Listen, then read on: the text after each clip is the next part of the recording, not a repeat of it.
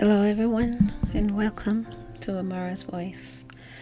I'm a teacher and an uplifter, which means I see people as already whole. I see them as vibrant, joyful, magnificent, and powerful. I see the source within them, which leads them to a powerful truth from within.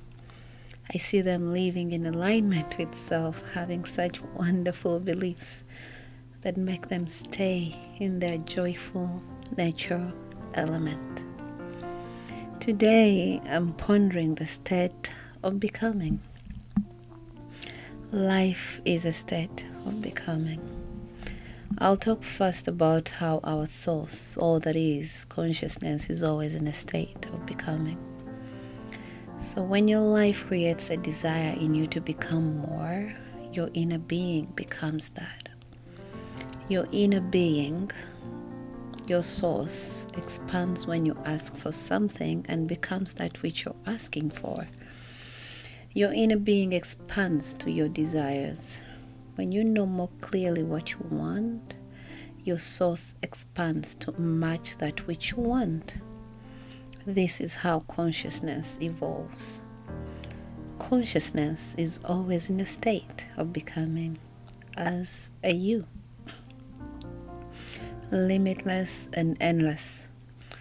When we humans as a species have a desire to have something, our source expands to match our desires. And this is why there's enough resources for everyone. We are just carried by greed and hence believe in our lack, thinking that if, for example, we all had something, then it would run out. It's why we build systems to keep some people poor and a few others wealthy. We are always becoming, just like consciousness. Always. Whether we like what we are becoming or not.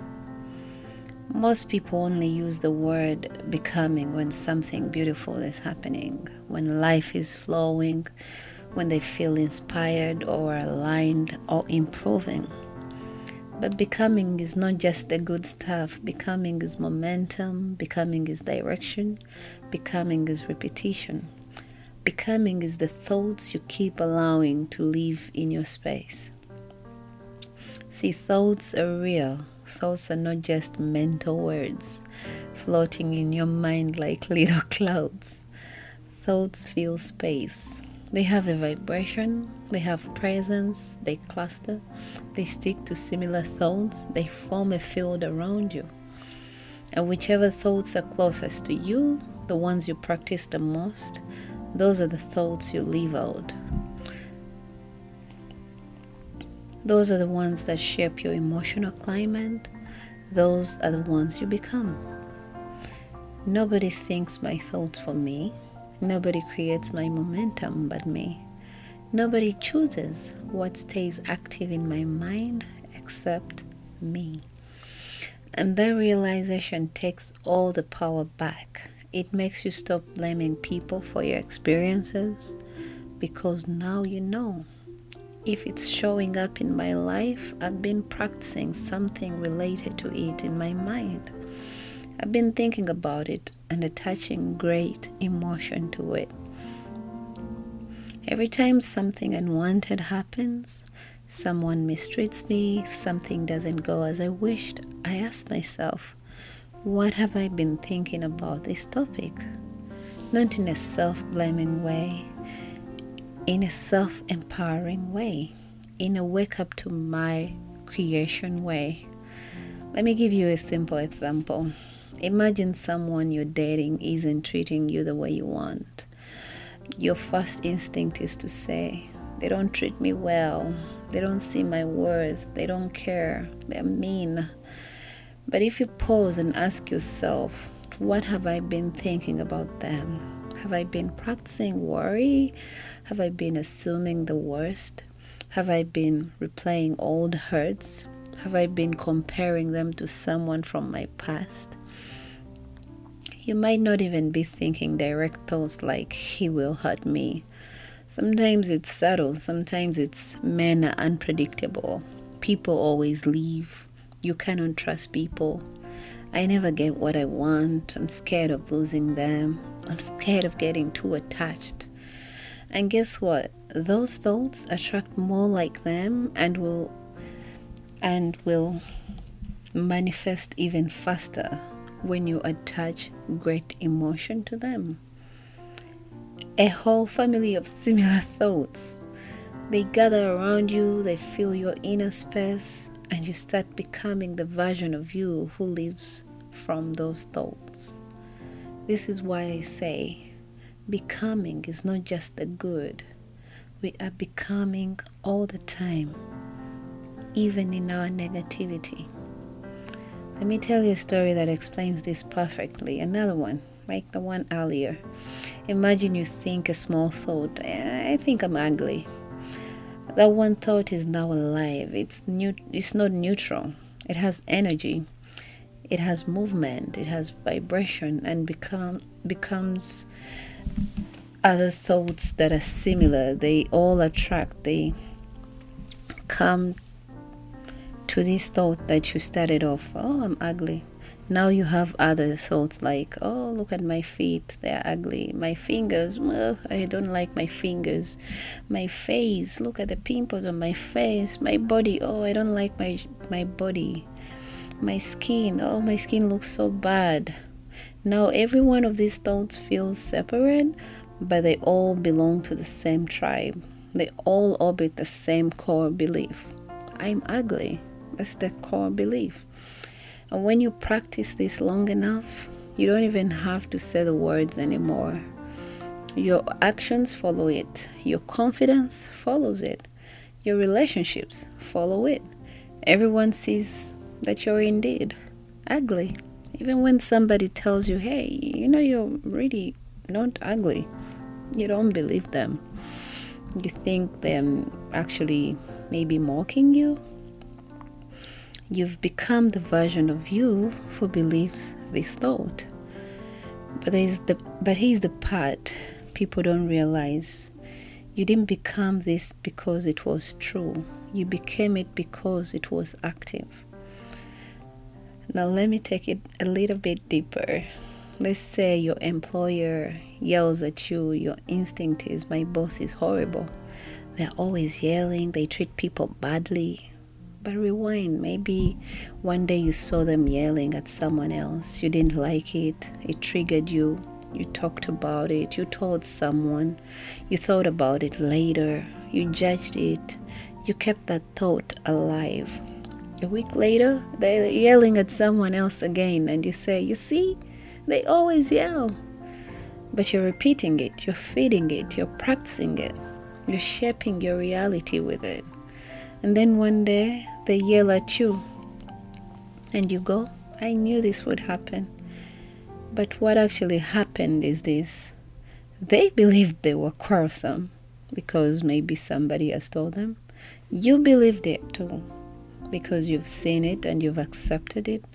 Now both of you collaborated vibrationally to create an unwanted moment. This is becoming. This is vibrational law. But becoming has another side. The side most people don't even remember exists.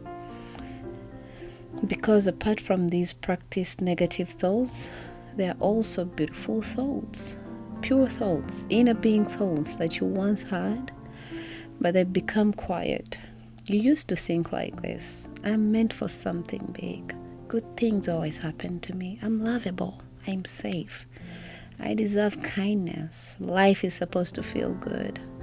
I'm guided. There's something magical about me. One day everything will make sense. I always get back up. I'm here for a joyful experience. But when you try to think those thoughts now, they feel weird, foreign, unrealistic, like you're lying to yourself. Not because they are untrue, but because they've lost momentum. Negative thoughts have taken up the front row seats, and the good ones got pushed to the back of the room. Inactive does not mean unreal. It just means unpracticed. Think about that. Those beautiful thoughts didn't die. You didn't lose them. You didn't fail. You simply stopped watering them. And yet, the moment you relax, the moment you meditate, the moment you appreciate even one small thing, looking for something good in every situation or in every person, those thoughts begin rising again. Because your natural state is well-being. Your natural state is clarity. Your natural state is to love, and you're not complete unless you're loving someone or something. And every time you quiet the noise, those thoughts come home. This is why becoming is such an important thing to understand. You're becoming whether you intend to or not. You're becoming through habit. You're becoming through repetition. You're becoming through momentum. But you can also become on purpose. When something unwanted happens, instead of spiraling, you can pause and say, let me go make a list of positive aspects about this person. Let me clean up my energy before I try to find the solution to this problem. Let me shift my focus first. You take responsibility, you take control, you stop giving your power away to external people and events. Because now you know, I become what I practice. I live what I repeat. I experience the energy I water. A small thought of relief can start a new path. A single moment of appreciation can shift a whole vibration. A tiny improved thought can start a new becoming. You don't have to fight your old beliefs, you just practice new ones. And the more you practice the good ones, the ones you once believed easily, the more natural they become. You become the version of you who expects good things. You always get what you expect.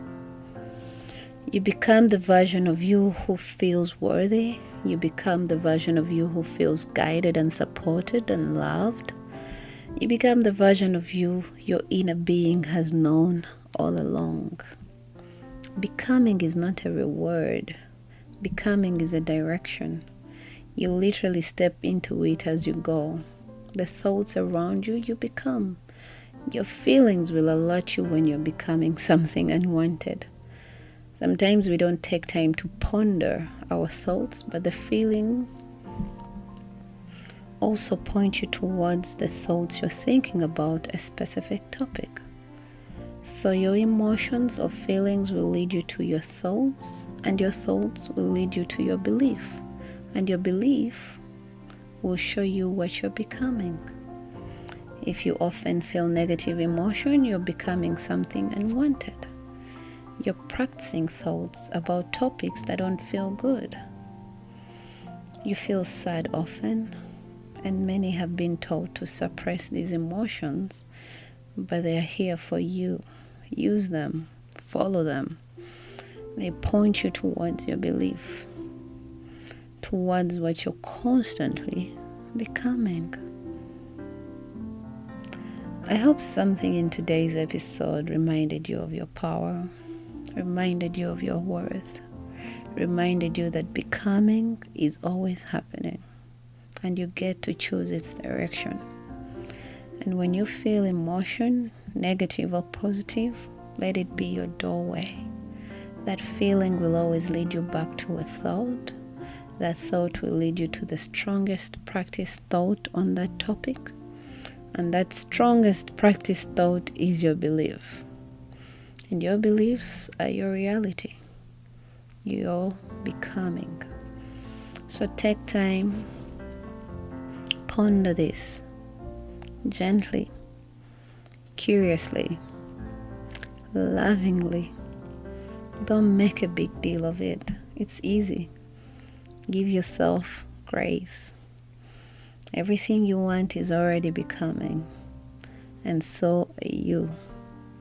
So breathe, relax, choose again when you need to, and trust your own unfolding. Trust yourself. As always, I'm Amara, pondering, for the love of pondering. I love you all. Focus on feeling good. Bye.